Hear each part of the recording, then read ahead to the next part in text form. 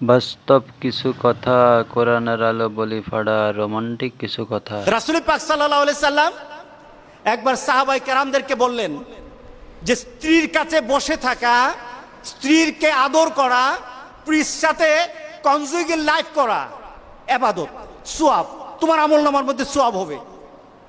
সুবহানাল্লাহ বললেন না? আপনি আপনার স্ত্রীর কাছে বসে আছেন, একটা ফুরফুরে মনে, আনন্দ চিত্তে স্ত্রীর সাথে আলাপ করছেন, তার সাথে আপনি ভাব আদান প্রদান করছেন, আল্লাহর আরশ পর্যন্ত খুশি হয়ে যায়। সুবহানাল্লাহ, আল্লাহর আরশ পর্যন্ত খুশি হয়ে যায়। যতক্ষণ পর্যন্ত আপনি এইভাবে আপনার স্ত্রীর সাথে কথা বলতে থাকেন, স্ত্রীর কাছে বসা থাকেন, আপনার আমলনামার মধ্যে সওয়াব লিখতে থাকে।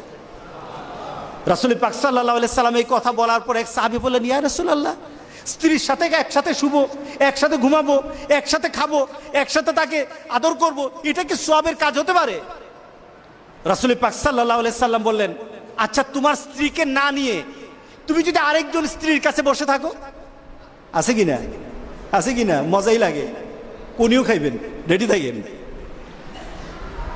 তুমি অন্য কোন স্ত্রীর পাশে বসে বসে ফিস ফিস ফিস ফিস করলা, মজাই লাগবে, তবে মনে রেখে দিও তোমার আমলনামার মধ্যে জিনার গুনাহ লেখা হবে। তুমি যতক্ষণ তোমার স্ত্রীর কাছে বসা থাকবে, জান্নাতের দরজাগুলি তোমার জন্য খোলা আরম্ভ হয়ে যাবে।